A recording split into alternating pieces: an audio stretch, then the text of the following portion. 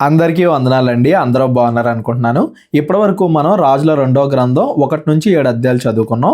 మొదటి రాజులు, రెండవ రాజులు ఈ 2 పుస్తకాల్లో కూడా ఇజ్రాయెల్ దేశం అనేది రెహబాము, యెరోబాము వీళ్ళిద్దరి కాలంలో 2గా విడిపోయింది. ఇజ్రాయెల్ దేశంగా, యూదా దేశంగా. ఇజ్రాయెల్ దేశాన్ని ఏ రాజులు పరిపాలిస్తున్నారు, వాళ్ళ కాలంలో ఏం జరిగింది? యూదా దేశాన్ని ఏ రాజులు పరిపాలించారు, వాళ్ళ కాలంలో ఏం జరిగింది? వాళ్ళ కాలంలో ప్రవక్తలు ఏం చెప్పారు? ఏలియా గురించి, ఎలీషా గురించి మనం చదువుకుంటూ వస్తున్నాం. ప్రస్తుతానికి మనం ఇజ్రాయేలు రాజ్యానికి యెహోరాము రాజుగా ఉన్నప్పుడు, యూదా రాజ్యానికి యెహోషాపాతు రాజుగా ఉన్నప్పుడు వీళ్ళిద్దరి కాలంలో ఏం జరుగుతుంది, ఎలీషా ఏ అద్భుత కార్యాలు చేశాడు, ఇవన్నీ కూడా మనం చదువుకుంటూ వస్తున్నాం. ఈరోజు మనం రాజుల రెండవ గ్రంథం 8వ అధ్యాయం నుండి చదువుకుంటూ వెళ్దాం. ఒకనాడు ఎలీషా తాను బ్రతికించిన బిడ్డకు తల్లి అయిన ఆమెను పిలిపించి, ఎలీషా ఒకానొక రోజున ఒక తల్లిని పిలుస్తున్నాడు. ఈ షునేమీరాలైన స్త్రీ గురించి, వాళ్ళ కుటుంబం గురించి, వాళ్ళ ముసలితనంలో దేవుడు వాళ్ళకి కుమారుని అనుగ్రహించడం, అతడు చనిపోతే ఎలీషా అతన్ని మరలా తిరిగి లేపడం, ఇవన్నీ కూడా మనం ముందు అధ్యాయంలో చదువుకున్నాం కదా. ఆ షునేమీరాలైన స్త్రీని పిలిచి, యెహోవా క్షామకాలము రప్పింపబోచున్నాడు. క్షామకాలం అంటే కరువు. ఇజ్రాయెల్ అందరూ కూడా ఇబ్బంది పడబోతున్నారు. 7 సంవత్సరములు దేశములో క్షామము కలుగును అని చెప్పి, 7 సంవత్సరాలు గొప్ప కరువు వస్తుంది ఇజ్రాయెల్ దేశంలో అని చెప్తున్నాడు. దీని గురించి మనం ముందు అధ్యాయంలో కూడా చదువుకున్నాం. ఇజ్రాయెల్ అందరికి కూడా కరువు వచ్చింది. ప్రవక్తలు ఎంతగా హెచ్చరించినా కానీ ఇజ్రాయేలీలు పాపం మానుకోలేదు. అందులో కొంతమంది నరమాంస భక్షకుల్లాగా మారిపోయారు. ఆ తర్వాత దేవుడు మరలా వాళ్ళకి అద్భుతంగా ఆహారాన్ని దయచేశాడు. ఆ 7 సంవత్సరాల కరువు అనేది ఎంత దారుణంగా ఉంది అని ముందు అధ్యాయంలో మనం చదువుకున్నాం కదా. అసలు ఆ కరువు స్టార్ట్ అవ్వకముందే ప్రవక్తలందరినీ హెచ్చరించారు అని కూడా మనం చదువుకున్నాం కదా. చాలా మంది ఇజ్రాయెల్ ప్రజలు వినలేదు ప్రవక్తల హెచ్చరికని. ఈ షునేమీరాలైన స్త్రీ మాత్రం వింటుంది. ఎవరెవరైతే ప్రవక్త యొక్క మాటలు విని ముందు జాగ్రత్తలు తీసుకున్నారో వాళ్ళందరూ కూడా రక్షింపబడ్డారు. ఎవరైతే ప్రవక్తల యొక్క మాటలు వినలేదో వాళ్ళు మాత్రమే బాధపడ్డారు అనేది కూడా ఈ సందర్భం ద్వారా మనకి తెలియబడుతుంది. అసలు ఆ కరువు ఆరంభం అవ్వకముందు అందరిలాగే ఎలీషా ఆ షునేమీరాలైన స్త్రీ కూడా చెప్తున్నాడు. ఆవిడ విశ్వాసరాలను మనం చదువుకున్నాం కదా. ఆవిడికి కూడా చెప్పాడు, నీవు లేచి నీవును నీ ఇంటి వారును ఎచట ఉండుట అనుకూలమో అచటికి పోవుడు అనగా నువ్వు, నీ భర్త, మీ కుమారుడు మీరు ఎక్కడికి వీలైతే అక్కడికి వెళ్ళిపోండి. ఇజ్రాయెల్ దేశానికి మాత్రం గొప్ప కరువు వస్తుంది 7 సంవత్సరాలు. ఆ స్త్రీ లేచి దైవజనుని మాట చొప్పున చేసి తన ఇంటి వారిని తోడుకొని ఫిలిస్తీన్ల దేశమునకు పోయి 7 సంవత్సరములు అక్కడ వాసము చేసెను. ఆ కరువు అంతా అయిపోయేంత వరకు ఆవిడ 7 సంవత్సరాలు ఫిలిస్తీన్ల దేశంలో ఉంది. ఈవిడ గురించి ఇక్కడ చెప్పబడింది. ఎవరెవరైతే విశ్వాసంతో ఉన్నారో వాళ్ళందరూ కూడా ఆ కరువు కాలం తప్పించుకున్నారు. మనం ముందు అధ్యాయంలో చదువుకున్నాం కదా ఎంత దారుణంగా ఉంది అని చెప్పి. ఆ కాలాన్ని వాళ్ళు తప్పించుకున్నారు విశ్వాసులు అని దాని అర్థం. వాళ్ళల్లోనే ఈ షునేమీరాలైన స్త్రీ కూడా ఉంది. తన కుటుంబాన్ని ఆవిడ ఆ కరువు నుండి రక్షించుకుంది. అయితే ఆ 7 సంవత్సరములు గతించిన తరువాత ఆ స్త్రీ ఫిలిస్తీన్ల దేశంలో నుండి వచ్చి తన ఇంటిని గూర్చియు భూమిని గూర్చియు మనవి చేయుటకై రాజునొద్దకు పోయెను. 7 సంవత్సరాలు అయిపోయిన తర్వాత మరలా తిరిగి ఇజ్రాయెల్ దేశానికి వచ్చేస్తుంది. ఎక్కడో అన్యుల మధ్య స్థిరపడాలని కాదు, ఇజ్రాయెల్ మధ్య ఉండాలి అనే దేవుడి మీద విశ్వాసాన్ని కూడా ఈ మాటలను బట్టి మనం గమనించాలి. అయితే ఆమె తిరిగి వచ్చేసరికి ఏమైంది? ఆవిడ భూమిని, ఆవిడ ఇంటిని ఎవరో తీసేసుకున్నారు. అందుకని ఆవిడ రాజు దగ్గరికి వెళ్ళింది. రాజు దైవజనుని పనివాడగు గెహజీతో మాట్లాడి, గెహజీ గురించి ఎలీషా గురించి కూడా మనం ముందు అధ్యాయంలో చదువుకున్నాం. గెహజీతో మాట్లాడి ఎలీషా చేసిన గొప్ప కార్యములన్నింటినీ నాకు తెలియజెప్పుమని ఆజ్ఞ ఇచ్చి ఉండెను. నాకు తెలియజెప్పమంటే మనం ముందు అధ్యాయంలో కూడా చదువుకున్నాం కదా. జరగబోయేది ఎలీషా ముందుగానే చెప్పాడు. ఇజ్రాయెల్ అందరికీ దేవుడు ఆహారాన్ని అంత అద్భుతకార్యంగా దయచేశాడు అనే దాని గురించి ప్రవచనం చెప్పాడు. ఎలీషా చెప్పింది చెప్పినట్టుగానే జరిగింది అంత ముందే. కాబట్టి అసలు ఎలీషా ఏమేం చేశాడు అని పూర్తిగా గెహజీ ద్వారా ఇజ్రాయెల్ రాజు తెలుసుకుంటున్నాడు. ప్రస్తుతానికి ఇజ్రాయెల్ రాజు ఎవరో యెహోరాము తెలుసుకుంటున్నాడు. అతడు ఒక మృతునికి ప్రాణము తిరిగి రప్పించిన సంగతి వాడు రాజునకు తెలియజెప్పుచుండగా ఎలీషా బ్రతికించిన బిడ్డ తల్లి తన ఇంటిని గూర్చియు భూమిని గూర్చియు రాజుతో మనవి చేయవచ్చెను. ఎప్పుడైతే గెహజీ ఎలీషా ఒక చనిపోయిన అతనే బ్రతికించాడు అని చెప్తా ఉన్నాడో అప్పుడే ఆమె కూడా లోపలికి వచ్చింది. తన గురించిన సాక్ష్యాన్ని తానే రాజు ముందు ఏంటుంది. ఆ సమయంలో వచ్చింది. దేవుడు ఆ విధంగా పర్ఫెక్ట్ సమయంలో ఆమెను రాజు దగ్గర పంపించాడు అని దాని అర్థం. మనం స్టార్టింగ్ నుండి చదువుకుంటానే వస్తున్నాం. యెహోరాము చెడ్డవాడు. మరి ఆహాబ్ అంత చెడ్డవాడు కాకపోయినా మంచివాడైతే కాదు. కానీ ఎప్పుడు ఆ షునేమీరాలైన స్త్రీని రాజు దగ్గరికి పంపిస్తే రాజు ఆవిడికి సహాయం చేస్తాడో ఆ సమయంలోనే దేవుడు ఆవిని రాజు దగ్గరికి రప్పిస్తున్నాడు. దేవుడు ఎప్పుడు కూడా విశ్వాసులకి న్యాయం జరిగించడానికి సరైన సమయాన్ని ఎప్పుడూ నడిపిస్తానే ఉంటాడు అనేది కూడా ఈ సందర్భం ద్వారా మనకు అర్థం అవ్వాలి. కరెక్ట్గా ఆవిడ గురించే సాక్ష్యం చెప్తున్నాడు గెహజీ. అప్పుడే ఈవిడ కూడా లోపలికి వచ్చింది. అంతటి గెహజీ, నా ఏలినవాడవైన రాజా, ఆ స్త్రీ ఇదే, మరియు ఎలీషా తిరిగి బ్రతికించిన ఈమె బిడ్డ వీడే అని చెప్పగా, వాళ్ళిద్దరిని చూపించి ఇప్పుడు దాకా నేను చెప్పింది వీళ్ళ గురించే అని చెప్పగా, రాజు ఆ స్త్రీని అడిగినప్పుడు ఆమె అతనితో సంగతి తెలియజెప్పెను, జరిగిందంతా చెప్పింది. కాబట్టి రాజు ఆమె పక్షముగా ఒక అధిపతిని నియమించి ఆమె సొత్తు యావత్తును, ఆమె దేశము విడిచినప్పటి నుండి నేటి వరకు భూమి ఫలించిన పంట యావత్తును ఆమెకు మరలా ఇమ్మని సెలవిచ్చాను. ఆవిడ 7 సంవత్సరాలు బయటికి వెళ్ళింది కదా ఫిలిస్తీన్ల దేశానికి. ఈ మధ్యకాలంలో ఆ ఇంటిని భూమిని ఎవరో ఆక్రమించుకున్నారు. అదంతా కూడా రాజు మరలా తిరిగి ఆమెకి ఇప్పించాడు. ఈ సందర్భాన్ని బట్టి మనం ఇంకో విషయం కూడా గమనించాలి. ఎవరెవరైతే ప్రవక్త మాటలు విని ఆ కరువు తప్పించుకున్నారో వాళ్ళు మరలా విశ్వాసంతో తిరిగి వచ్చినప్పుడు వాళ్ళ ఇల్లు పొలాలు మరలా దేవుడు వాళ్ళకి తిరిగి దయచేశాడు. వాళ్ళు ఏమి నష్టపోలేదు ప్రవక్త మాటలు వింటున్నందుకు అనేది కూడా ఈ సందర్భాన్ని బట్టి మనం గమనించాలి. వాళ్ళ విశ్వాసాన్ని బట్టి మనం కూడా నేర్చుకోవాలి. ఎలీషా దమస్కునకు వచ్చెను. ఆ కాలమున సిరియా రాజైన బెన్హదదు రోగి అయి ఉండి, ఈ బెన్హదదు గురించి మనం మొదటి రాజుల పుస్తకం నుండి కూడా చదువుకుంటానే వస్తున్నాం. ఇప్పుడు అతడు కొంచెం ముసలి వయసులో ఉండుంటాడు. దానికి తోడు పైగా రోగి అయ్యాడు, అంటే రోగం వచ్చింది. దైవజనుడైన అతడు ఇక్కడికి వచ్చి ఉన్నాడు అని తెలుసుకొని హజాయేలును పిలిచి, నీవు ఒక కానుకను చేత పట్టుకొని దైవజనుడైన అతన్ని ఎదుర్కొనబోయి, ఈ రోగము పోయి నేను బాగుపడుదునా లేదా అని అతని ద్వారా యెహోవా యొద్ద విచారణ చేయుమని ఆజ్ఞ ఇచ్చి పంపెను. సిరియా రాజు ఎందుకు ఎలీషా దగ్గరికి మనిషిని పంపిస్తున్నాడు అంటే, మనం ముందు వీడియోలో కూడా చదువుకున్నాం కదా, నయమాన్ని ఎలీషా బాగు చేశాడని చెప్పి ఎలీషా గురించి మొత్తం అందరికీ తెలుస్తుంది. అతడు నిజమైన దేవుడి యొక్క ప్రవక్త అని చెప్పి. ఇదిగో అంతకుముందు నా దగ్గర సైన్యాధిపతి నయమాన్ని బాగు చేసావు కదా, ఇప్పుడు నాకు రోగం వచ్చింది, అది తగ్గుద్దా తగ్గదా, ఫ్యూచర్లో ఏం జరిగిద్దో ప్రవచనం చెప్పు అని చెప్పి హజాయేలు అనే వ్యక్తిని ఎలీషా దగ్గరికి పంపిస్తున్నాడు. ఈ హజాయేలు అనే పేరు కూడా గుర్తుపెట్టుకోవాలి, తర్వాత కూడా చాలా వింటాం. అంత ముందు కూడా విన్నాం, గుర్తుందా? ఏలియా ఆహాబు యెజెబెలుకి భయపడి పారిపోయినప్పుడు దేవుడు ఏలియాకి ధైర్యాన్ని ఇచ్చి, ఇదిగో బెన్హదద్ చనిపోతాడు, బెన్హదద్ తర్వాత హజాయేలు రాజు అవుతాడు, అలాగే ఆహాబు యొక్క కుటుంబం మొత్తానికి తీర్పు జరిగిద్ది, నువ్వు వెళ్ళి యెహూ అనే ఒక వ్యక్తిని అభిషేకించు, అలాగే నీ తర్వాత ప్రవక్తగా ఉండడానికి ఎలీషా అనే ఒక వ్యక్తిని ఎంచుకో అని చెప్పి 3 మాటలు దేవుడు ఏలియాతో చెప్పాడు, 3 ప్రవచనాలు అని మనం అక్కడ చదువుకున్నాం. వాటిల్లో ఎలీషా గురించి నెరవేరింది, హజాయేలు గురించి యెహూ గురించి ఎలా నెరవేరుతుంది అనేది ఈ రోజు వీడియోలో మనం చూద్దాం. అలాగే హజాయేలు అధికారం కోసం ఎంత చెడ్డగా మారిపోయాడు అనే విషయాన్ని కూడా ఈ రోజు మనం చదువుకుంటూ వెళ్దాం. కాబట్టి హజాయేలు దమస్కులోనున్న మంచి వస్తువులన్నింటిలో 40 ఒంటెల మోతంతా కానుకగా తీసుకొని అతనిని ఎదుర్కొనబోయి అతని ముందర నిలిచి, ఎలీషా దగ్గరికి వచ్చాడు. ఎలీషా ముందర నిలిచి, నీ కుమారుడును సిరియా రాజైన బెన్హదదు, నీ కుమారుడు అంటే ఎలీషా యొక్క కుమారుడు అని కాదండి, ఇప్పుడు నీ సహాయం కోరుకుంటున్నాడు, గౌరవం చూపిస్తూ అలా పలుకుతున్నారు అంతే. నీ కుమారుడు సిరియా రాజైన బెన్హదదు నాకు కలిగిన రోగం పోయి నేను బాగుపడుదునా లేదా అని నిన్ను అడుగుటకు నన్ను పంపెను అని చెప్పాను. బెన్హదద్ నన్ను పంపాడు అని చెప్పి హజాయేలు వచ్చి ఎలీషాతో చెప్పాడు. అప్పుడు ఎలీషా, నీవు అతని యొద్దకు పోయి నిశ్చయముగా నీకు స్వస్థత కలగవచ్చును అని చెప్పుము, అయినప్పటికీ అతనికి ఆవశ్యముగా మరణము సంభవించును అని యెహోవా నాకు తెలియజేసెను అని పలికి, హజాయేలు ముఖము చిన్నబోవునంత వరకు ఆ దైవజనుడు అతన్ని తేరి చూచుచు కన్నీళ్లు రాల్చెను. ఆ దైవజనుడు అతన్ని తేరి చూచుచు అంటే చిన్నబోవునంత వరకు అంటే హజాయేలు యొక్క హృదయంలో ఏముంది అనేది దేవుడు ఎలీషాకి తెలియజేశాడు. హజాయేలు అధికారం కోసం ఎంత చెడ్డవాడిగా మారబోతున్నాడు, ఫ్యూచర్లో హజాయేలు ద్వారా ఇజ్రాయెల్కి కానీ సిరియా ప్రజలకు కానీ ఎంత నష్టం రాబోతుంది, వాళ్ళు ఎంతగా బాధపడతారు, అవన్నీ కూడా దేవుడు ఎలీషాకి చూపించాడు. ఇదిగో నువ్వు తప్పు చేస్తున్నావు అని నీకు తెలుసు కదా అన్నట్టుగా అతడి ముఖము చిన్నబోవునంత వరకు అతన్ని తేరి చూచాడు. అంటే నువ్వు తప్పు చేస్తున్నావు, నీ హృదయమే నీ మీద సాక్ష్యం చెప్తుంది అని చెప్పి ఎలీషా హజాయేలునకు తెలియజేస్తున్నాడు అనేది కూడా మనం గమనించాలి. కన్నీళ్లు రాల్చెను అన్నది చూడండి, ఏలియా అంత ముందు హజాయేలును అభిషేకించాడని కూడా మనం చదువుకున్నాం.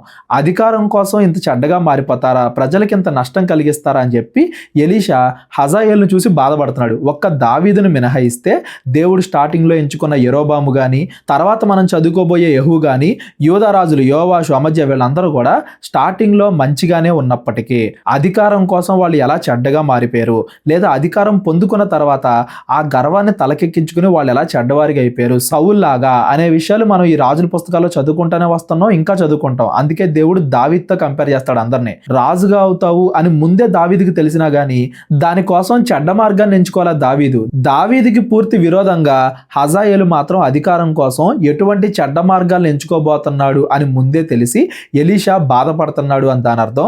ఇదిగో బెన్హదదు, నీ రోగమైతే తగ్గుద్ది, స్వస్థత అయితే కలుగుద్ది, అయితే మరణాన్ని మాత్రం నువ్వు తప్పించుకోలేవు, వేరే రకంగా నీకు మరణం వచ్చింది, హజాయేలే చంపేస్తాడు అన్నట్టుగా ఎలీషాకి ముందే తెలుసు కాబట్టి అది ప్రవచనపూర్వకంగా చెప్తున్నాడు.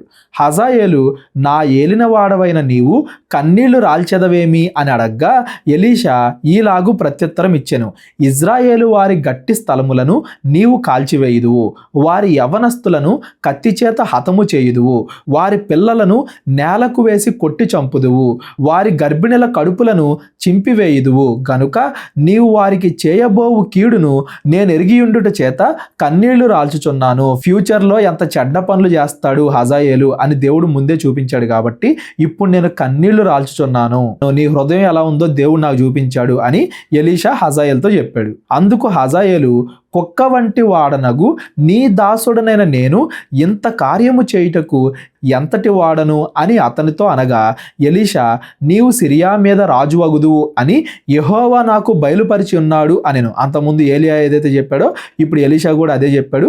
ఫ్యూచర్లో ఏం జరిగింది మొత్తం అంతా కూడా హజాయేలుకి చెప్పాడు. అయితే హజాయేలు యొక్క హృదయం దేవుడికి తెలుసు, ప్రవక్తల ద్వారా చెప్పించాడు అని హజాయేలుకి తెలిసినా కానీ హజాయేలు మారు మనసు పొందకుండా ఇక్కడ ప్రవక్తలు చెప్పిన మాటలను బట్టి చెడ్డవాడవుతావు అని చెప్పిన దాన్ని బట్టి హజాయేలు మారు మనసు పొందకుండా ముఖం చెన్నబుచ్చుకుంటున్నాడే గాని తన తప్పుడు ఆలోచన ఒప్పుకోవట్లేదు, మార్చుకోవట్లేదు, ఇంకా అదే చెడ్డ హృదయాన్ని కలిగి ఉన్నాడు అనేది కూడా ఈ సందర్భాన్ని బట్టి మనం గమనించాలి.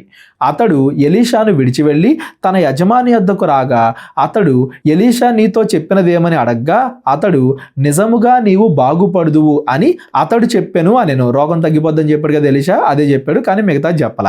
అయితే మరునాడు హజాయేలు ముదుగు బట్ట తీసుకొని నీటిలో ముంచి రాజు ముఖం మీద పరచగా అతడు చచ్చెను. అప్పుడు హజాయేలు అతనికి మారుగా రాజాయెను. రాజు తర్వాత ఎక్కువ అధికారాన్ని కలిగిన వాడు హజాయేలు. రాజుని చంపేసి సిరియా దేశానికి రాజుగా అయ్యాడు. ముదుగు బట్ట అంటే తడిగొడ్డ అని దాని అర్థం. తడిగొడ్డతో గొంతు కోసారంటారు కదా, ఆ విధంగా అని దాని అర్థం. దేవుడు ముందే హెచ్చరించినప్పటికీ నువ్వు చెడ్డగా అయిపోతున్నావు, చెడ్డ మార్గాలు ఎంచుకుంటున్నావు అని దేవుడు ముందే హెచ్చరించినప్పటికీ హజాయేలు అలాగే చేశాడు, చెడ్డవాడు అనేది కూడా మనం గమనించాలి. హజాయేల్ ద్వారా మంచి జరుగుతుంది, చెడ్డవాడైన బెన్హదద్ చచ్చిపోతున్నాడు. అంత మాత్రం చేత చెడ్డవాడికి దేవుడు తీర్పు తీర్చడానికి ఈ హజాయేల్ని వాడుకున్నాడు. అంత మాత్రం చేత ఈ హజాయేల్ మంచివాడైపోతాడంటే మంచివాడవడు. దేవుడు చెడ్డవాళ్ళను కూడా వేరే చెడ్డవాళ్ళకి తీర్పు తీర్చడానికి వాడుకుంటాడు అని మనం స్టార్టింగ్ నుండి చదువుకుంటా వస్తున్నాం. ఇక్కడ కూడా అదే జరుగుతుంది అనేది మనం గమనించాలి. ప్రస్తుతానికి సిరియా దేశానికి రాజు ఎవరో హజాయేలు. ఆహాబు కుమారుడును ఇజ్రాయేలు వారికి రాజునైన యెహోరాము ఏలుబడిలో 5వ సంవత్సరమందు యెహోషాపాతు యూదా రాజయ్యుండగా యూదా రాజైన యెహోషాపాతు కుమారుడైన యెహోరాము ఏలన ఆరంభించెను. ఇజ్రాయెల్ దేశానికి ఆహాబు కుమారుడైన యెహోరాము రాజుగా ఉన్నప్పుడు యెహోషాపాతు కుమారుడైన యెహోరాము యూదా దేశానికి రాజు అవుతున్నాడు. ఇద్దరు పేర్లు యెహోరాము అనున్నంత మాత్రాన కన్ఫ్యూజ్ అవ్వకండి. ఒకలేమో ఆహాబు కుమారుడైన యెహోరాము, ఇంకొకలేమో యెహోషాపాతు కుమారుడైన యెహోరాము. అతడు యూదా దేశానికి రాజైన యెహోరాము. అతడు ఏలన ఆరంభించినప్పుడు 32 ఏళ్ల వాడయ్యుండి యెరూషలేమునందు 8 సంవత్సరములు ఏలెను. యెహోరాము 8 సంవత్సరాలు ఏలాడు. మన ఎక్సెల్లో కూడా ఈ విషయాన్ని మీరు గమనించవచ్చు. 8 సంవత్సరములు ఏలెను. ఇతడు ఆహాబు కుమార్తెను పెండ్లి చేసుకొని ఉండెను గనుక ఆహాబు కుటుంబీకుల వలె ఇతడును ఇజ్రాయేలు రాజులు ప్రవర్తించినట్లు ప్రవర్తించుచు యెహోవా దృష్టికి చెడుతనము జరిగించెను. ఈ యెహోరాము ఏం చేశాడంట? ఆహాబు కుమార్తెను పెళ్లి చేసుకున్నాడంట. యెహోరాము తండ్రి అయిన యెహోషాపాతు ఇజ్రాయెల్ రాజులతో సంబంధాలు పెట్టుకుంటున్నాడు, యుద్ధాల్లో వాళ్ళకి సహాయం చేయడం ఇలా చేస్తున్నాడు అని కూడా మనం చదువుకున్నాం. ఈ యెహోషాపాతు ఏం చేశాడు? తన కుమారుడైన యెహోరాముకి ఆహాబు యొక్క కుమార్తె, ఆమె పేరు అతల్య, ఆవిడ తర్వాత యూదా దేశానికి కూడా రాజు అవుద్ది. ఆమె గురించి కూడా మనం తర్వాత చదువుకుందాం. ఆహాబు కుమార్తె అయిన అతల్యాని యెహోరాము పెళ్లి చేసుకున్నాడు. ఇక్కడ మీరు గమనించండి, ఆహాబు యొక్క కుమారుడేమో యెహోరాము, అదే ఆహాబు యొక్క కుమార్తె అంటే యెహోరాము యొక్క సహోదరుని యూదా దేశానికి దేశానికి రాజైన యెహోరాం పెళ్లి చేసుకున్నాడు. అంటే ప్రస్తుతానికి ఇజ్రాయెల్ దేశాన్ని, యోధా దేశాన్ని ఆహాబు కుటుంబానికి సంబంధించిన వాళ్ళు లేదా ఆహాబు కుటుంబంతో బంధుత్వం కలిగిన వాళ్ళు వెళ్తున్నారు అనేది మనం గమనించాలి.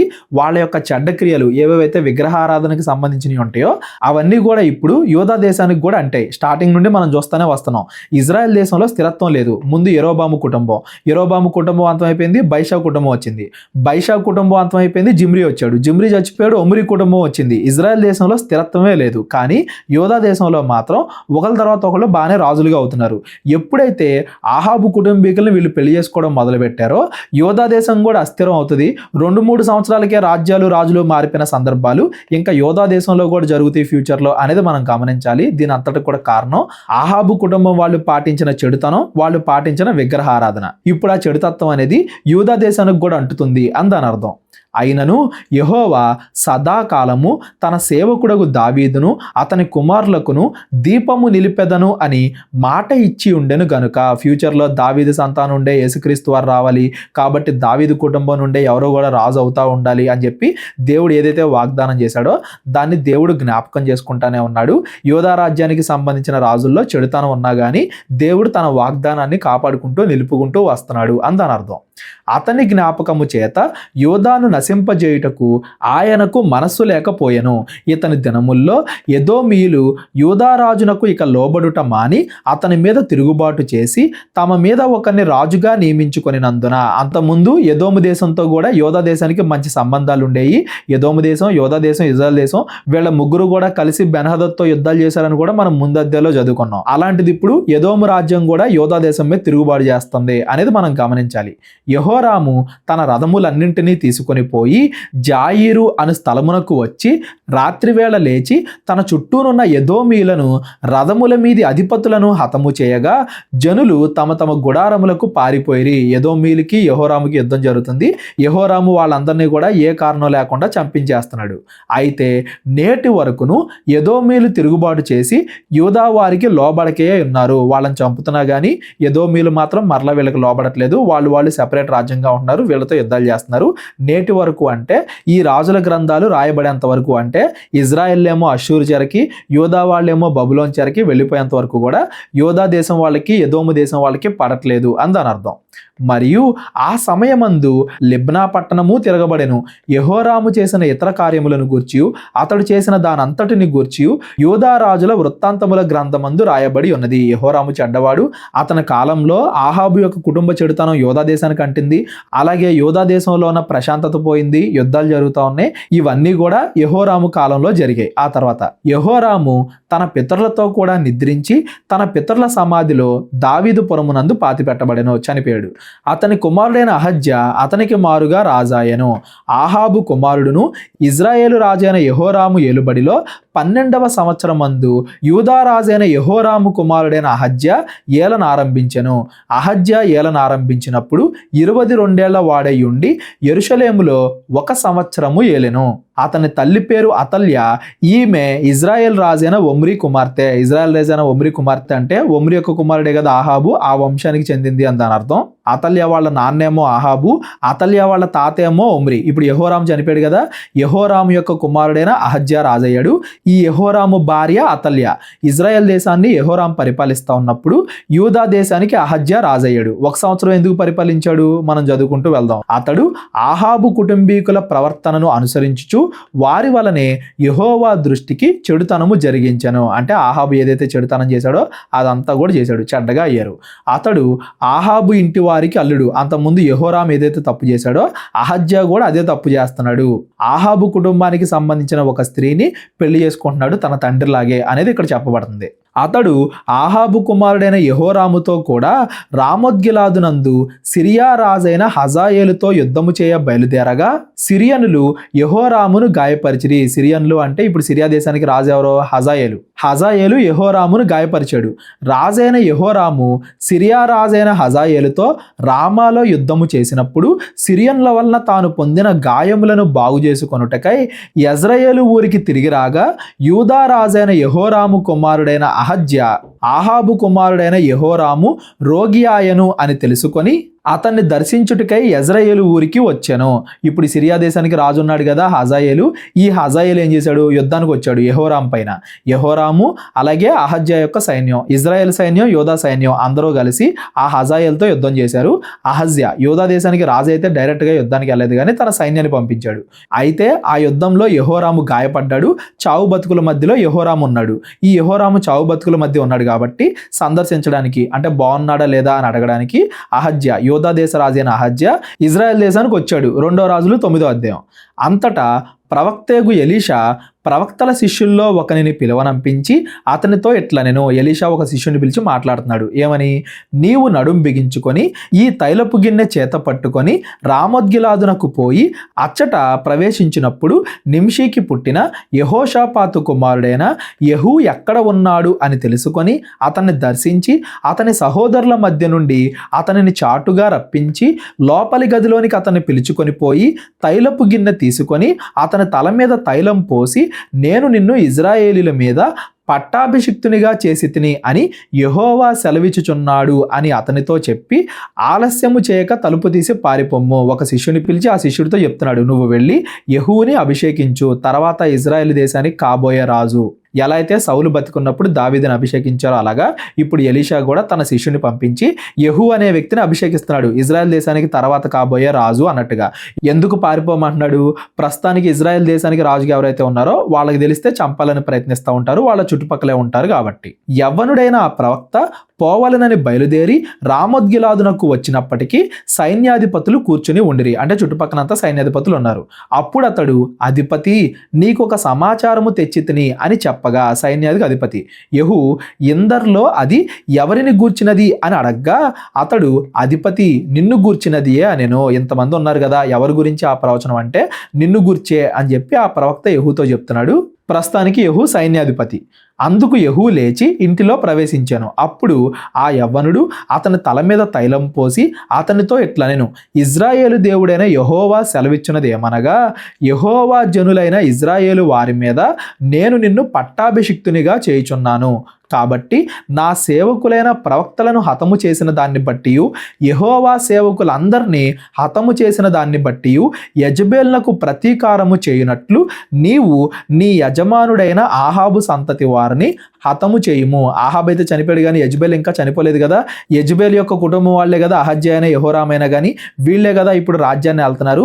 ఆ ఆహాబు యెజబేలు యొక్క కుటుంబం మొత్తాన్ని కూడా నువ్వు హతం చేయాలి, నాశనం చేయాలి, ఇజ్రాయెల్ దేశానికి రాజుగా అవ్వాలి, దేవుడి తీర్పు నువ్వు తీర్చాలి అన్నట్టుగా అతనికి పట్టాభిషేకం చేస్తున్నారు యెహూకి. ఆహాబు సంతతి వారందరినూ నశింతురు, అల్పుల్లోనేమి గనుల్లోనేమి ఆహాబు సంతతిలో ఏ పురుషుడును ఉండకుండా అందరినీ నిర్మూలము చేయుము. నెబాతు కుమారుడైన యెరోబాము కుటుంబీకులను అహియా కుమారుడైన బైషా కుటుంబీకులను నేను అప్పగించినట్లు ఆహాబు కుమారులను నేను అప్పగించుదును. ఏం చెప్తున్నాడంటే, అంతకుముందు యెరోబాము ఉన్నారు, యెరోబాము యొక్క కుటుంబం మొత్తాన్ని బైషా అంతం చేశాడు కదా, బైషా కుటుంబం మొత్తాన్ని జిమ్రీ అంతం చేశాడు కదా, అలాగే ఇప్పుడు ఒమ్రీ కుటుంబం అంటే ఆహాబు యొక్క కుటుంబం మొత్తాన్ని యెహూ అంతం చేస్తాడు, వాళ్ళకి తీర్పు తీర్చడానికి దేవుడు యెహూని ఎంచుకున్నాడు అని ఆ ప్రవక్త శిష్యుడు యెహూతో చెప్తున్నాడు. యెజబేలు పాతిపెట్టబడక యెజ్రెయేలు భూభాగమందు కుక్కల చేత తినివేయబడును. ఆ యవ్వనుడు ఈ మాటలు చెప్పి తలుపు తీసి పారిపోయాను. ఆహాబు యొక్క కుటుంబం మొత్తానికి ఏం జరిగిద్దో చెప్పాడు, యెజబేలుకి ఏం జరిగిద్దో చెప్పాడు, ఇదంతా కూడా చెప్పి అక్కడి నుంచి పారిపోయాడు. ఎందుకంటే మిగతా సైనికులు కూడా ఉన్నారు కాబట్టి. యెహూ బయలుదేరి తన యజమానుని సేవకుల యొద్దకు రాగా ఒకడు, ఏమి సంభవించినది? ఆ వెర్రివాడు నీ యొద్దకు వచ్చిన హేతువేమని అడగ్గా. వెర్రివాడు అంటే ఆ కాలంలో ప్రవక్తలు కానీ ప్రవక్త శిష్యులు కానీ చూడడానికి కొంచెం వేరే వాళ్ళ కనబడేవాళ్ళు. అంటే వీళ్ళేమి అధికారం కోసమో డబ్బు కోసం ఉంటారు కదా. ఏలియా గురించి ఎలీషా గురించి మనం చదువుకున్నాం కదా, రోమ వస్త్రాలు ధరించుకుంటారు, నిరాడంబరంగా ఉంటారు అని చెప్పి అందువల్ల అలా పోల్చి చెప్పబడింది. అంతేగాని పిచ్చివాడు అని కాదు, చూడడానికి అలా ఉంటారు అని దాని అర్థం.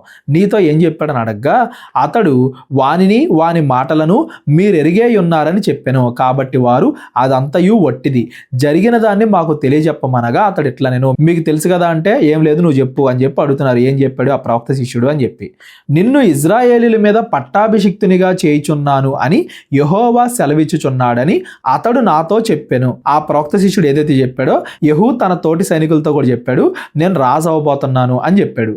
అంతటా వారు అతి అతివేగిరముగా తమ తమ వస్త్రములను పట్టుకొని మెట్ల మీద అతని కింద పరిచి బాకా ఊదించి యెహూ రాజయ్యున్నాడని చాటించిరి. ఎలీషా యొక్క ప్రవక్త చెప్పాడు కాబట్టి ఖచ్చితంగా జరుగుద్ది అన్నట్టుగా. అలాగే యెహూ గురించి వీళ్ళందరికీ కూడా తెలుసు కాబట్టి, సైన్యాధిపతి ఎంత వీరత్వంతో ఉంటాడో వాళ్ళందరినీ ఎలా చూసుకుంటాడో తెలుసు కాబట్టి వీళ్ళందరూ కూడా రాజుగా యాక్సెప్ట్ చేశారు. చెడ్డవాడైన యెహోరాము కంటే యెహూనే మంచిది మనకు రాజుగా ఉండడం అని వాళ్ళందరూ కూడా యెహోరాము నిరాకరించి యెహూని రాజుగా అంగీకరిస్తున్నారు అని దాని అర్థం. ఈ ప్రకారము నింషీకి పుట్టిన యెహోషాపాతు కుమారుడైన యెహూ యెహోరాము మీద కుట్ర చేశాను. ఇప్పుడు యెహూని సపోర్ట్ చేసే చాలా మంది సైనికులు ఉన్నారు కదా, వీళ్ళందరూ కలిసి యెహోరాము మీద కుట్ర పన్నారు. ఎలాగా? అప్పుడు యెహోరామును ఇజ్రాయేలు వారందరూ సిరియా రాజైన హజాయేలును ఎదిరించుటకై రామోత్గిలాదు దగ్గర కావలి ఉండిరి. అయితే యెహోరాము సిరియా రాజైన హజాయేలుతో యుద్ధము చేయుచుండగా సిరియన్ల వలన తాను పొందిన గాయములను బాగు చేసుకొనుటకై యెజ్రెయేలు ఊరికి తిరిగి వచ్చాను. ఇది మనం పైన చదువుకున్నాం కదా, యుద్ధం జరిగింది సిరియాతో, ఆ హజాయేల్తో, గాయపడి ఇంటికి వచ్చేసాడు అని చెప్పి. చూడడానికి అహజ్యా, యోధా రాజైన అహజ్యా కూడా వచ్చాడు అని కూడా మనం పైన చదువుకున్నాం కదా, అదే ఇక్కడ మళ్ళా చెప్పబడింది.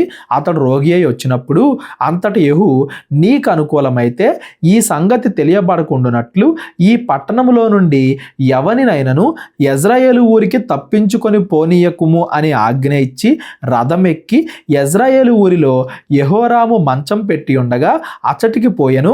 మరియు యోధా రాజైన అహజ్యా యెహోరామును దర్శించుటకై అక్కడికి వచ్చి ఉండెను. వీళ్ళందరూ కూడా ఒకటే ప్లేస్లో కలుసుకుంటున్నారు. ఆ ప్లేస్లోనే యెహూ కూడా యెహోరాము పైన తిరుగుబాటు చేయడానికి సిద్ధపడుతున్నాడు. యెజ్రెయేలు గోపురం మీద కావలివాడు నిలిచి ఉండి యెహూతో కలిసి వచ్చుచున్న సైన్యమును చూచి సైన్యం ఒకటి నాకు కనబడుచున్నది అని తెలియజెప్పగా యెహోరాము ఒక రౌతును పిలిచి వారిని ఎదుర్కొనబోయి సమాధానముగా వచ్చుచున్నారా అని అడుగుమని చెప్పి పంపుమని వానితో సెలవిచ్చెను. సమాధానంగా వచ్చున్నారంటే తన సైన్యమే, ఇజ్రాయెల్ దేశంలో ఉండే సైన్యమే. అయితే చాలా మంది వస్తున్నారు కదా ఏదో యుద్ధం చేయడానికి అన్నట్టుగా వీళ్ళందరినీ కూడా నాశనం చేసేద్దామని, అందుకే ముందే అడుగుతున్నాడు సమాధానంగానే వస్తున్నారా అని చెప్పి. కాబట్టి ఒకడు గుర్రం ఎక్కిపోయి అతన్ని ఎదుర్కొని సమాధానముగా వచ్చుచున్నారా అని అడుగుమని రాజు నన్ను పంపెను అనగా యెహూ సమాధానముతో నాకేం పని, నీవు నా వెనుకకు తిరిగి రమ్మని వానితో చెప్పగా ఆ కావలివాడు పంపబడిన వాడు వారిని కలుసుకొనెను గాని తిరిగి రాక నిలిచెను అని సమాచారము తెలిపెను. ఎవరినైతే పంపించాడు యెహోరాము వాళ్ళు కూడా యెహూ యొక్క సైన్యంతో కలిసిపోయారు. రాజు రెండవ రైతును పంపగా వాడు వారి వద్దకు వచ్చి సమాధానముగా వచ్చుచున్నారా అని అడుగుమని రాజు నన్ను పంపెను అనగా యెహూ సమాధానముతో నీకేం పని, నా వెనుకకు తిరిగి రమ్మని వానితో చెప్పెను. అప్పుడు కావలివాడు వీడును వారితో కలుసుకొని తిరిగి రాక నిలిచెను. మరియు అతడు వెర్రి తోడలము తోలుచున్నాడు గనుక అది నింషీ కుమారుడైన యెహూ తోడలం వలె ఉన్నది అనెను. తోడలం అంటే వాళ్ళు ఎక్కే రథం, వాళ్ళు తోలే విధానం అని చెప్పి, ఇదిగో నింషీ కుమారుడైన యెహూ వస్తున్నాడు నీ కోసం అని చెప్పేసి రాజుకు చెప్పారు. రథము సిద్ధము చేయుమని యెహోరాము సెలవీయగా వారు అతని రథము సిద్ధము చేసిరి. ఎంతమంది పంపించినా యెహూతో కలిసిపోతున్నారు, తిరిగి రాట్లా. కాబట్టి ఈసారి డైరెక్ట్గా రాజే వెళ్తున్నాడు. అప్పుడు ఇజ్రాయేలు రాజైన యెహోరామును యూదా రాజైన అహజ్యాను తమ తమ రథములను ఎక్కి యెహూను కలియబోయి యెజ్రెయేలీయుడైన నాబోతు భూభాగం మందు అతనిని ఎదుర్కొనిరి. నాబోతు భూభాగం అంటే దగ్గరికి వచ్చారని దాని అర్థం, రాజభవనం దగ్గరికి. ఈ నాబోతు యొక్క భూభాగం దగ్గర ఏం జరిగింది, ఆహాబుకి నాబోతుకి ఇదంతా కూడా మనం చదువుకున్నాం కదా. అక్కడే దేవుడు ఆహాబు యొక్క కుటుంబం మీదకి తీర్పును తీసుకొస్తున్నాడు అని దాని అర్థం. అంతటా యెహోరాము యెహూను చూచి యెహూ సమాధానమా అని అడగ్గా యెహూ నీ తల్లి అయిన యెజబేలు జారత్వములను చిల్లంగితనమును ఇంత విపరీతమై ఉండగా సమాధానం ఎక్కడి నుండి వచ్చును అనెను. అంటే యెహూ కూడా విగ్రహారాధన వ్యతిరేకించే వ్యక్తి అని దాని అర్థం. ఎంత విపరీతంగా మీరు విగ్రహారాధనని, ఆ చెడుతనాన్ని ఇజ్రాయెల్కి పరిచయం చేశారే, మీతో సమాధానం ఏంటి అని అడిగి యెహోరాము రథము తిప్పి అహజ్యా ద్రోహము జరుగుచున్నది అని అహజ్యాతో చెప్పి పారిపోయాను. ఇంకెప్పుడైతే తెలిసిందో అప్పుడు వీళ్ళు ఇంకా పారిపోవడానికి ప్రయత్నిస్తున్నారు. అప్పుడు యెహూ తన బలము కొలది విల్లు ఎక్కుపెట్టి యెహోరామును భుజముల మధ్య కొట్టగా బాణము అతని గుండె గుండా దూసుకుపోయాను గనుక అతడు తన రథమునందే యొరిగెను. కాగా యెహూ తన అధిపతి అయిన బెత్కరును పిలిచి ఇట్లనెను, అతనిని ఎత్తి యెజ్రెయేలీయుడైన నాబోతు భూభాగమందు పడవేయుము. వాళ్ళు చేసిన చెడ్డ కార్యాలకి ఆహాబు యొక్క కుటుంబం అక్కడే తీర్పు వస్తుంది అని దాని అర్థం. మనమిద్దరమును అతని తండ్రి తండ్రి అయిన ఆహాబు వెనక గుర్రములెక్కి వచ్చినప్పుడు యెహోవా అతని మీద ఈ శిక్ష మోపిన సంగతి జ్ఞాపకము చేసుకొనుము. ఏదైతే ఏలియా చెప్పాడో ప్రవచనం ఆహాబు గురించి అక్కడ నెరవేరింది, ఆహాబు యొక్క కుటుంబం గురించి ఇక్కడ నెరవేరుతుంది అని దాని అర్థం. అప్పుడు యెహోవా సెలవిచ్చినది ఏమనగా, నిశ్చయముగా నాబోతు రక్తమును వాని కుమారుల రక్తమును నిన్నటి దినమున నేను చూచితిని గనుక ఈ భూభాగమందు నేను దానికి ప్రతీకారము చేయుదును. ఇదే యెహోవా వాక్కు. కాబట్టి నీవు యెహోవా మాట చొప్పున అతన్ని ఎత్తి ఈ భూభాగమందు పడవేయుము అనెను. దేవుడు యాజకుల ద్వారా ప్రవక్తల ద్వారా ఏం చేయాలో చెప్పించాడు. అలా ఆహాబు కుటుంబం మీద తీర్పు వచ్చింది. ఆహాబు కుటుంబం నుండి వచ్చిన రాజు, అతని యొక్క కుటుంబం వాళ్ళందరూ కూడా అక్కడ చనిపోతున్నారు అని దాని అర్థం. యూదా రాజైన అహజ్యా జరిగిన దాన్ని చూచి వనములోని నగరి మార్గము గుండా పారిపోయాను. అహజ్యా కూడా అక్కడే ఉన్నాడు కదా, అహజ్యా కూడా చూసి ప్రాణాలు దక్కించుకోవడానికి పారిపోతున్నాడు. అయినను యెహూ అతన్ని తరిమి రథమునందు అతన్ని హతము చేయుడి అని ఆజ్ఞ ఇచ్చెను గనుక వారు ఇబ్లెయాము దగ్గరనున్న గూర్నకు పోవు మార్గమందు అతన్ని కొట్టగా అతడు మెగిద్దోకు పారిపోయి అచట మరణమాయెను. అప్పుడు అతని సేవకులు అతనిని రథం మీద వేసి యెరూషలేమునకు తీసుకొని పోయి దావీదు పురమందు అతని పితరుల సమాధిలో అతన్ని పాతిపెట్టిరి. ఒకే ఒక్కడు యెహూ ద్వారా ఆహాబు యొక్క కుటుంబం మొత్తానికి తీర్పు జరుగుతుంది. అలాగే యూదా దేశానికి రాజుగా ఉంటూ ఆహాబు యొక్క కుటుంబం ఏవైతే చెడ్డక్రియలు చేస్తుందో అలాగే చేసిన అహజ్యా కూడా చనిపోతున్నాడు. యెహూ ద్వారా దేవుడు యెహోరాముకి అహజ్యాకి వీళ్ళిద్దరికీ తీర్పు తెచ్చాడు. దేవుడు తీర్పు తెచ్చడానికి యెహూని వాడుకున్నాడు అని దాని అర్థం. అంతకుముందు చెప్పిన ప్రవచనాలన్నీ కూడా నెరవేరుతున్నాయి అని దాని అర్థం. అహజ్యా ఆహాబు కుమారుడైన యెహోరాము ఏలుబడిలో 11వ సంవత్సరమందు యూదాను ఏలనారంభించెను. అహజ్యా అనే రాజు. ఈ అహజ్యా ఎప్పుడు రాజు అయ్యాడు, ఎప్పుడు చనిపోయాడు అనేది ఇక్కడ మనకు తెలియబడుతుంది. యెహోరాం చనిపోయాడు, అహజ్యా చనిపోయాడు. వీళ్ళిద్దరూ ఒకటే కాలంలో చనిపోయారు. యెహూ ఇజ్రాయెల్ దేశానికి రాజు అయ్యాడు. యెహూ యెజ్రెయేలు ఊరికి వచ్చిన సంగతి యెజబెలకు వినపడిన గనుక ఆమె తన ముఖమునకు రంగు పూసుకొని శిరోభూషణములు ధరించుకొని కిటికీలో నుండి కనిపెట్టి చూచుచుండగా, ఇదిగో ఆహాబు కుటుంబం మొత్తాన్ని చంపేస్తున్నాడు, యెహూ వస్తున్నాడు అని చెప్పి యెజబెలుకు అర్థమైంది. బాగా రెడీ అవుతుంది. చాలా మంది అనుకుంటా ఉంటారు చనిపోయే ముందు ఎందుకు రెడీ అవుతుంది అని చెప్పి. దీనికి 2 కారణాలు. ఒకటి, చనిపోయే ముందు కూడా గర్వంతో స్వార్థంతో నేను చనిపోయే ముందు కూడా రాణిలాగే చనిపోవాలి అని గర్వంతో బాగా రాణిలాగా రెడీ అయింది అనేది ఒక కారణం. రెండోది, మేబీ యెహూని ఏమన్నా వ్యభిచారం అన్నట్టుగా ప్రేరేపించి అతన్ని వల్ల వేసుకుందాం, అతని యొక్క సైనికుల్ని మోసం చేద్దాం అని అనుకుని ఉండొచ్చు. రెండిట్లో ఏదైనా అయి ఉండొచ్చు. నేనైతే మొదటి కారణమే అనుకుంటున్నాను, బట్ ఏదైనా జరిగి ఉండొచ్చు. యెహూ గుమ్మము ద్వారా ప్రవేశించెను. ఆమె అతన్ని చూచి, నీ యజమానుని చంపినవాడా, యజమాడు అంటే రాజు, యెహోరాం చనిపోయాడు కదా, నీ యజమానుని చంపినవాడా, జిమ్రీ వంటివాడా, నీవు సమాధానముగా వచ్చుచున్నావా అని అడగ్గా, నన్ను కూడా చంపేస్తావా లేదా నన్ను ఏమైనా విడిచిపెడతావా అని చెప్పి అడుగుతుంది. అతడు తల ఎత్తి కిటికీ తట్టు చూచి నా పక్షమందున్న వారెవరు అని అడగ్గా 2-3 పరిచారకులు పైనుండి తొంగి చూసిరి. దీనిని కింద పడదోయిడి అని అతడు చెప్పగా వారు దానిని కిందకి పడదోసినందున దాని రక్తములో కొంత గోడ మీదను గుర్రముల మీదను చిందెను, మరియు గుర్రముల చేత అతడు దాన్ని తొక్కించెను. అతడు లోపల ప్రవేశించి అన్నపానములు చేసిన తరువాత ఆ శాపగ్రస్తురాలు రాజకుమార్తె గనుక మీరు వెళ్ళి దాన్ని కనుగొని పాతిపెట్టుడి అని ఆజ్ఞ ఇయ్యగా, ఆ యెజబెల్ దగ్గర ఉండే ఆమె యొక్క పరిచారకులే ఆమెను కిటికీలోండి దోశారు. మొత్తానికి కింద పడిపోయింది, చనిపోయింది. గోడ మీద రక్తం పడింది, గుర్రాల మీద రక్తం పడింది. ఆ గుర్రాలు ఆమెను బాగా తొక్కేసాయి. మొత్తానికి అంతా అయిపోయింది అన్నట్టుగా అన్నపానములు పుచ్చుకొని కొంచెం నిదానంగా కాస్త విశ్రాంతి తీసుకుని చనిపోయిన ఆమెను తీసుకెళ్లి పాతి పెట్టండి, రాజకుమార్తె కదా అని చెప్పి యెహూ చెప్తే వారు దానిని పాతి పెట్టబోయిరి. కిందకు వచ్చి ఆమె శవాన్ని తీసుకెళ్దాం అనుకున్నారు. అయితే దాని కపాలమును పాదములను అరచేతులను తప్ప అక్కడ మరేమీ కనబడలేదు. వారు తిరిగి వచ్చి అతనితో ఆ సంగతి తెలియజెప్పగా అతడు ఇట్లనెను, ఇది యెజబెలని ఎవరునూ గుర్తుపట్టలేకుండా యెజబెలు భూభాగమందు కుక్కలు యెజబెలు మాంసమును తినును. యెజబెలు యొక్క కళేబరము యెజ్రెయేలు భూభాగమందున్న పెంటవలే ఉండును అని తన సేవకుడును తిప్షీయుడు అయిన ఏలియా ద్వారా యెహోవా సెలవిచ్చిన మాట చొప్పున ఇది జరిగెను. ఏలియా ముందే ప్రవచనం చెప్పాడు కదా యెజబెల్ యొక్క గతి ఏమైద్దని. అతడు కాసేపు రెస్ట్ తీసుకునే లోపే గుర్రాలు దొక్కేసే మొత్తం అయిపోయింది. కుక్కలు వచ్చామని గుర్తుపట్టకుండా తినేసే. ఇదంతా కూడా ఆహాబు యొక్క కుటుంబం మీదకే యెజబెలు మీదకే వాళ్ళు చేసిన చెడ్డ కార్యాలకి దేవుడు తీసుకొస్తున్న తీర్పు. వాటిల్లో ఒకటైన నాబోతు గురించి కూడా మనం చదువుకున్నాం కదా. వీటన్నిటికీ కూడా దేవుడు ఆహాబు కుటుంబం పైన తీర్పు తీర్చాడు అని దాని అర్థం. రాజుల 2వ గ్రంథం 10వ అధ్యాయాన్ని కూడా ఈరోజు మనం చదువుకుందాం. 11వ అధ్యాయం నుండి రేపొద్దున మనం చదువుకుంటూ వెళ్దాం. షోమ్రోన్లో ఆహాబునకు 70 మంది కుమారులు ఉండిరి. యెహూ వెంటనే తాకీదులు రాయించి షోమ్రోన్లో ఉండు యెజ్రెయేలు అధిపతులకును పెద్దలకును ఆహాబు పిల్లలను పెంచిన వారికిని పంపి ఆజ్ఞ ఇచ్చినదేమనగా, ఇప్పుడు ఆహాబు కుటుంబం మీద పడుతున్నాడు. వాళ్ళందరికీ ఏం చెప్పాడంట, మీ యజమానుని కుమారులు మీ వద్దనున్నారు, మరియు మీకు రథములను గుర్రములను ప్రాకారము గల పట్టణమును ఆయుధ సామాగ్రియు కలవు కదా. కాబట్టి ఈ తాకీదు మీకు ముట్టిన వెంటనే మీ యజమానుని కుమారుల్లో ఉత్తముడును తగినవాడునైన ఒకరిని కోరుకొని మీ తండ్రి సింహాసనం మీద అతన్ని ఆసీనుడిగా చేసి మీ యజమానుని కుటుంబీకుల పక్షమున యుద్ధమాడుడి. ఇదిగో మీ తండ్రిని నేను చంపాను కదా, మీలో ఎవరైనా నాతో యుద్ధం చేస్తానికి రెడీగా ఉంటే రండి. వారు ఇది విని బహు భయపడి ఎవరు కూడా యెహూతో యుద్ధం చేయడానికి ముందుకు రాట్లా. 2 రాజులు అతని ముందర నిలవజాలకపోయిరే. 2 రాజులంటే యెహోరాము అహజ్యా. యెహోరాము చనిపోయాడు, అహజ్యా కూడా చనిపోయాడు కదా యెహూ చేతిలో. 2 రాజులు అతని ముందు నిలవజాలకపోయిరే.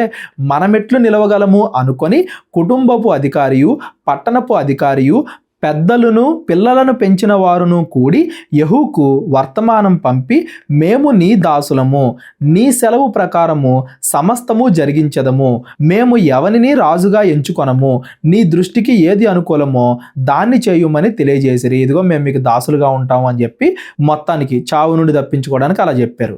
అప్పుడు అతడు 2వ తాకీదు రాయించి, మీరు నా పక్షమున నుండి నా మాట వినుటకు ఒప్పుకొనిన ఎడల మీ యజమానుని కుమారుల తలలను తీసుకొని రేపు ఈ వేళకు యెజ్రెయేలునకు నా యొద్దకు రండని ఆజ్ఞ ఇచ్చెను. 70 మంది రాజకుమారులను వారిని పెంచిన పట్టణపు పెద్దల యొద్ద ఉండిరి. కావున ఆ తాకీదు తమకు ముట్టినప్పుడు వారు 70 మంది రాజకుమారులను పట్టుకొని చంపి వారి తలలను గంపల్లో పెట్టి యెజ్రెయేలులో ఉన్న అతని యొద్దకు పంపిరి. మొత్తానికి ఎవరెవరైతే ఆహాబు యొక్క కుటుంబం ఉంటారో, ఆహాబు యొక్క వేరే భార్యలు కానీ ఆ కుటుంబానికి చెందిన వాళ్ళు కానీ మొత్తం 70 మంది, అంటే తర్వాత ఇజ్రాయెల్ దేశానికి రాజుగా ఉండడానికి అర్హత కలిగిన 70 మందిని యెహూ చంపించాడు. దూత అతని యొద్దకు వచ్చి రాజకుమారుల తలలు వచ్చినవి అని చెప్పగా అతడు ఉదయము వరకు ద్వారము బయట స్థలమందు వాటిని 2 కుప్పలుగా వేయించుడి అనెను. ఉదయమైనప్పుడు అతడు బయటికి వచ్చి నిలిచి జనులందరినీ చూచి, మీరు నిర్దోషులు, నేను నా యజమానుని మీద కుట్ర చేసి అతనిని చంపితిని. అయితే వీరందరినీ ఎవరు చంపిరి? ఆహాబు కుటుంబీకులను గూర్చి యెహోవా సెలవిచ్చిన మాటల్లో ఒకటియు నెరవేరకపోదు. తన సేవకుడైన ఏలియా ద్వారా తాను సెలవిచ్చిన మాట యెహోవా నెరవేర్చినని చెప్పాను. ఇదేదో నేను తిరుగుబాటు చేయడం మాత్రమే కాదు, దేవుడు ఆహాబు కుటుంబానికి తీర్పు తీర్చాడు అని ప్రజలందరికీ కూడా తెలిసేలాగా యెహూ చేస్తున్నాడు అని దాని అర్థం. ప్రజలు కూడా ఇతడేదో మోసం చేశాడు అన్నట్టుగా ఇంకొక లీడర్ని ఎంచుకోకుండా దేవుడి యొక్క తీర్పు ప్రకారమే ఇది జరుగుతుంది, దేవుడు నన్ను ఎంచుకున్నాడు అన్నట్టుగా ప్రజల యొక్క మనసు గెలుచుకోవడానికి ఇదంతా కూడా చేస్తున్నాడు అని దాని అర్థం. ఈ ప్రకారము యెహూ యెజ్రెయేలులో ఆహాబు కుటుంబీకులందరినీ, అతని సంబంధులకు గొప్పవారందరినీ, అతని బంధువులందరినీ, అతడు నియమించిన యాజకులను హతము చేసెను. అతడికి ఒకనినైనను ఉండనీయలేదు. వారసుడు ఒక్కడు కూడా లేడు. అతడు నియమించిన యాజకులు అంటే వేరే విగ్రహాలు ఏవైనా కానీ విగ్రహారాధన సంబంధించినవి వాళ్ళను కూడా మొత్తం చంపించాడు. అప్పుడు అతడు లేచి ప్రయాణమై షోమ్రోను పట్టణమునకు పోయెను. మార్గమందు అతడు గొర్రె వెంట్రుకలు కత్తిరించి ఇంటికి వచ్చి యూదారాజైన అహజ్యా సహోదరులను ఎదుర్కొని, మీరు ఎవరని వారిని అడగ్గా, మేము అహజ్యా సహోదరులము, రాజకుమారులను రాణి కుమారులను దర్శించుటకు వెళ్ళుచున్నాము అని చెప్పిరి. వారిని సజీవులుగా పట్టుకొనుడని అతడు చెప్పగా వారు వారిని సజీవులుగా పట్టుకొని ఒకరినైనా విడవక గొర్రె వెంట్రుకలు కత్తిరించు ఇంటి గోతి దగ్గర 42 చంపిరి. ఈ 42 మంది ఎవరో అహజ్యా యొక్క కుటుంబ సభ్యులు. కేవలం ఆహాబు కుటుంబానికే కాదు, ఎవరెవరైతే ఆహాబు కుటుంబానికి అహజ్యాకి సహాయం చేశారో, అహజ్యా కూడా పూర్తిగా ఆహాబు కుటుంబానికే సపోర్ట్ చేశాడు కదా, ఎవరెవరైతే సపోర్ట్ చేశారో ఆహాబు యొక్క కుటుంబాన్ని, ఆ విధానాన్ని, వాళ్ళందరి మీదకి ఇప్పుడు తీర్పు తీసుకొస్తున్నాడు దేవుడు యెహూ ద్వారా అని దాని అర్థం. వీళ్ళకి తెలియదేమో ఇంకా అహజ్యా చనిపోయాడు, యెహోరాం చనిపోయాడు అని చెప్పి వాళ్ళని కలవడానికి వెళ్తున్నారు. ఆ మార్గంలోనే వీళ్ళను కూడా ఎవరెవరైతే దానికి సపోర్ట్ చేశారో వాళ్ళందరినీ కూడా చంపించేశాడు యెహూ. అప్పటి నుండి అతడు పోయిన తరువాత తన్ను ఎదుర్కొన వచ్చిన రేకాబు కుమారులైన యెహోనాదాబును కనుగొని అతనిని కుశల ప్రశ్నలు అడిగి, నీ ఎడల నాకున్నట్టుగా నా ఎడల నీకున్నదా అని అతన్ని అడగ్గా యెహోనాదాబు ఉన్నది అనెను. ఈ రేకాబీలు ఎవరంటే ఇజ్రాయెల్ గోత్రాల్లో కొంచెం ఎక్కువ పలుకుబడి ఎక్కువ మంది సంఖ్య ఉన్న ఒక కుటుంబానికి చెందిన వాళ్ళు. అంటే కొంచెం ఇజ్రాయేలీలు అధికారులు అన్నట్టుగా దాని అర్థం. ఎక్కువ మంది సంఖ్య ఉండే ఈ రేకాబీలు అన్నట్టు. వీళ్ళు కూడా కొంచెం మంచి వాళ్ళే అని మనం అనుకోవచ్చు. వీళ్ళు ఇద్దరు కూడా యెహోవా దేవుణ్ణే కాబట్టి ఆరాధించేది. వీళ్ళిద్దరూ కూడా ఒకరికొకరు ఏకమవుతున్నారు. నా ఎడల నీకున్నట్టుగా నీ ఎడల నాకున్నదా అంటే ఇద్దరు కూడా ఆరాధించేది యెహోవా దేవుణ్ణేనా అని చెప్పి ఇద్దరు కూడా చేతులు కలుపుతున్నారు అని దాని అర్థం. అలాగైతే నా చేతిలో చెయ్యి వేయమని చెప్పగా అతడు ఇతని చేతిలో చెయ్యి వేసిన గనుక యెహూ తన రథం మీద అతన్ని ఎక్కించుకొని యెహోవాను గూర్చి నాకు కలిగిన ఆసక్తిని చూచుటకై నాతో కూడా రమ్మనగా యెహూ రథం మీద వారతన్ని కూర్చుండబెట్టిరి. ఎవరెవరైతే మంచివాళ్ళు లేకపోతే దేవుణ్ణి ఆరాధించే వాళ్ళు ఉంటారో వాళ్ళనేమో కలుపుకుంటా పోతున్నారు. ఎవరైతే ఆహాబు యొక్క కుటుంబానికి చెందిన వాళ్ళు ఉంటారో వాళ్ళందరికీ కూడా తీర్పు తెచ్చుకుంటే వెళ్తున్నారు. అతడు షోమ్రోనుకు వచ్చి షోమ్రోన్లో ఆహాబునకు శేషించిన వారందరినీ చంపి ఏలియాకు యెహోవా సెలవిచ్చిన మాట నెరవేర్చి ఆహాబును నిర్మూలము చేయు వరకు హతము చేయుట మానకుండెను. ఆహాబు యొక్క కుటుంబం మొత్తాన్ని పూర్తిగా నిర్మూలన చేసేంత వరకు యెహూ ఇలాగే ప్రవర్తించాడు. ఎవరైతే యెహోవాను ఆరాధించే వాళ్ళు ఉంటారో వాళ్ళని కలుపుకుంటూ, ఎవరెవరైతే ఆహాబు కుటుంబానికి చెందిన వాళ్ళు ఉంటారో వాళ్ళందరినీ కూడా చంపుకుంటూ అలాగే ప్రవర్తించాడు.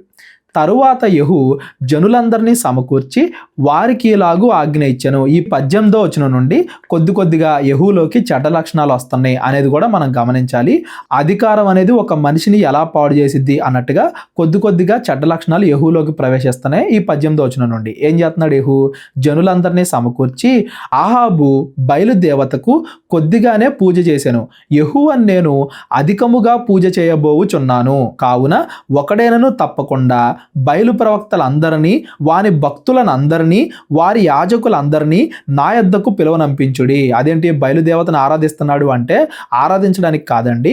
ఇప్పుడు ఏం చేస్తున్నాడంటే యెహూ ఒక ప్రణాళిక వేసి ఒక ప్లాన్ వేసి బయలు యొక్క ఆరాధన ఎవరెవరైతే చేస్తారో వాళ్ళందరినీ ఒక చోటే సమకూర్చుతున్నాడు. అంటే అందరినీ కూడా ఒక చోట చేర్చి అందరినీ కూడా చంపేద్దాం అన్నట్టుగా ప్లాను. ఒక రకంగా ఇది మోసం అనుకోవచ్చు. అందరినీ మోసం చేసి చంపుతున్నాడు అని దాని అర్థం.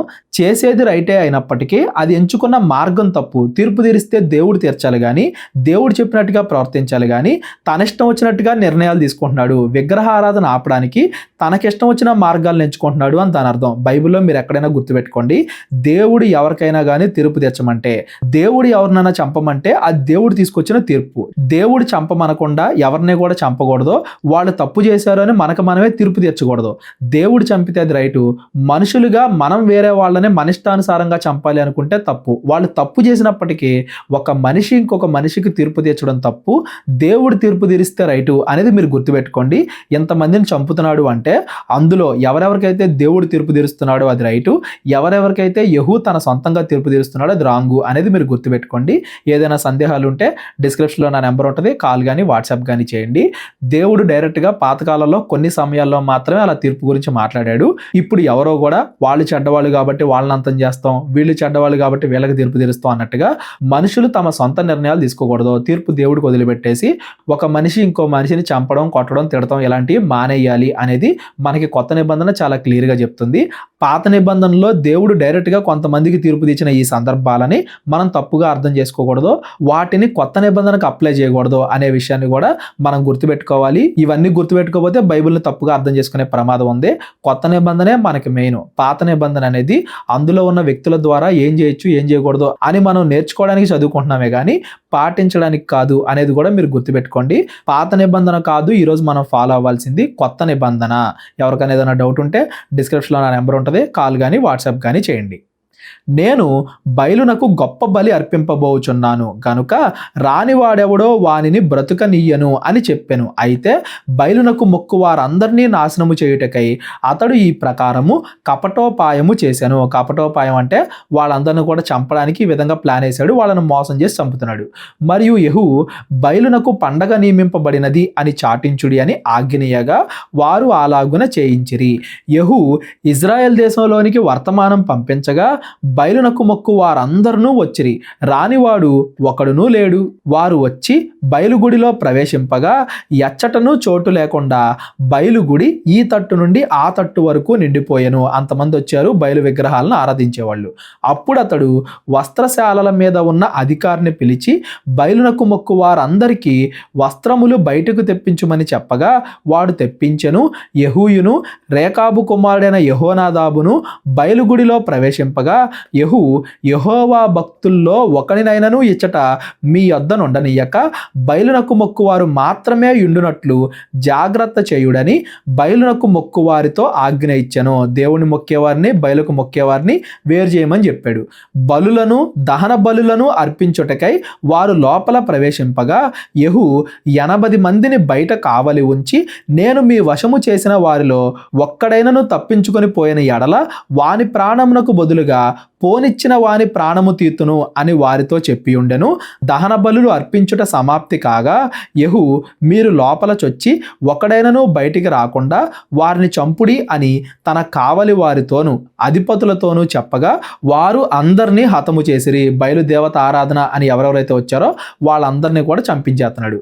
పిమ్మట కావలి వారును అధిపతులను వారిని బయట వేసి బయలుగుడి ఉన్న పట్టణమునకు పోయి బయలుగుడిలోని నిలువు విగ్రహములను బయటకు తీసి వాటిని కాల్చివేసిరి. మరియు బయలు ప్రతిమను గుడిని కింద పగలగొట్టి దానిని పెంట ఇళ్లుగా చేసిరి. నేటి వరకు అది అలాగే ఉన్నది. ఏవేవైతే బయలు యొక్క పెద్ద పెద్ద దేవాలయాలు ఉన్నాయో వాటన్నిటిని కూడా యెహూ కూల్చివేశాడు. ఇక్కడ విగ్రహారాధన తీసేస్తున్నప్పటికీ కూడా దేవుడు యెహూ చేసే పనిని 100% మంచిది అని చెప్పడు అనే విషయాన్ని గుర్తుపెట్టుకోండి. మనం ఎంచుకునే మార్గాలు మనం చేసే తప్ప రైట్ అనేది తెలియజేస్తాయి. ఇక్కడ యెహూ ఎంచుకున్న మార్గం పూర్తిగా తప్పు. విగ్రహారాధన అంతం అవుతున్నప్పటికీ కూడా ఈ మార్గం తప్పు అనేది కూడా మనం గమనించాలి. అందుకే కపటోపాయము అని పైన రాయబడింది. ఈ ప్రకారము యెహూ బయలుదేవతను ఇజ్రాయేలు వారి మధ్య ఉండకుండా నాశనము చేసెను. చెడ్డవాళ్ళు తీసుకునే నిర్ణయాలను బట్టి కూడా దేవుడు ఒక్కోసారి తన ప్రణాళికను నెరవేర్చుకుంటాడు అన్నట్టుగా ఇలా జరుగుతుంది. అయితే ఇజ్రాయేలు వారు పాపము చేయుటకు నెబాతు కుమారుడైన యెరోబాము కారకుడైనట్టు యెహూ కూడా అందుకు కారకుడై బేతేలు దాను అను స్థలముల యందున్న బంగారు దూడలను అనుసరించుట మానలేదు. ఇజ్రాయేలీల్లోనేమో ఈ బంగారు దూడ విగ్రహాలు ఎవరొచ్చినా కానీ వీటిని తీలేపోతున్నారు, అబద్ధారాధన చేస్తున్నారు. ఏదైతే యెరోబాము స్టార్ట్ చేశాడో అక్కడి నుండి ఆరంభమైంది ఇదంతా కూడా. ఇజ్రాయెల్ దేశం యోధా దేశం నుండి విడిపోయిన దగ్గర నుండి కూడా ఈ ఆరాధన అబద్ధారాధన జరుగుతూనే వస్తుంది. దాన్ని మాత్రం తీలేకపోయాడు.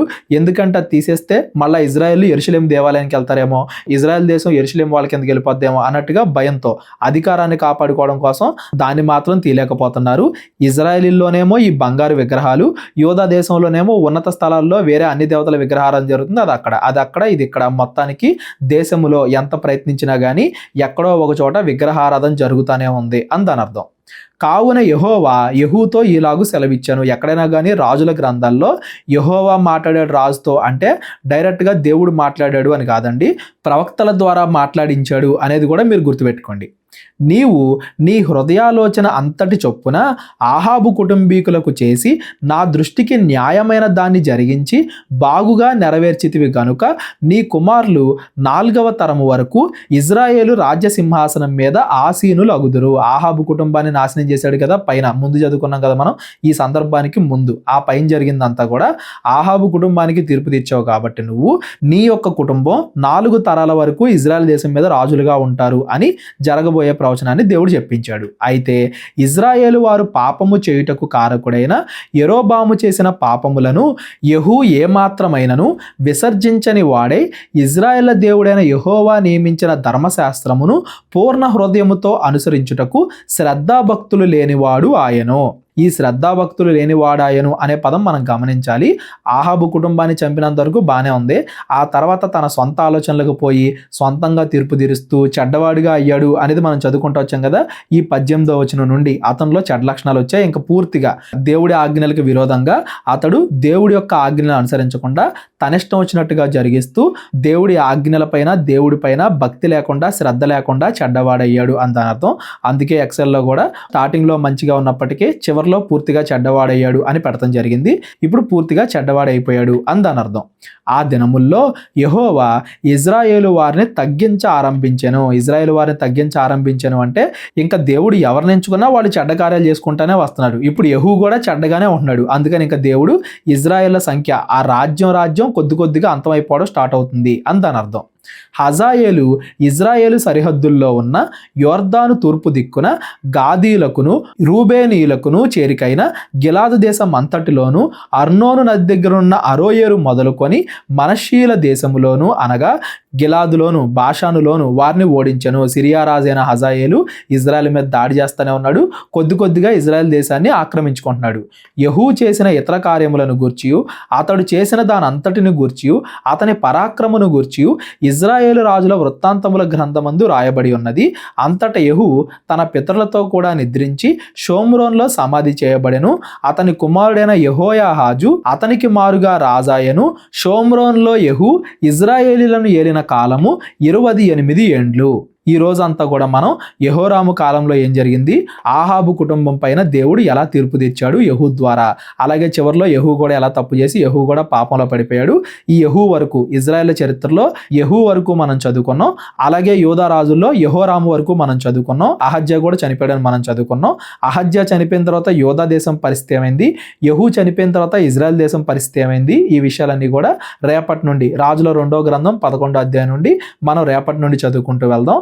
ఇదంతా కూడా కొంచెం భారమైన పరిచర్య. ఇవన్నీ ఒక దగ్గర పెడతాం, ఎక్సెల్ చేయడం, రోజు రికార్డ్ చేయడం, ఎడిట్ చేయడం, ఇదంతా కూడా కొంచెం భారమైన పరిచర్య అనేది మీరు గుర్తుపెట్టుకొని, ప్రేరేపణ కలిగిన వాళ్ళు ఎవరైనా ఉంటే, సువార్త ఇంకా ఎక్కువ మందికి అందాలి అని ఎవరైనా ప్రేరేపణ కలిగిన వాళ్ళు ఉంటే మా పరిచర్య గురించి ప్రార్థించండి. మీ కానుకల ద్వారా మా పరిచర్యను బలపరచండి.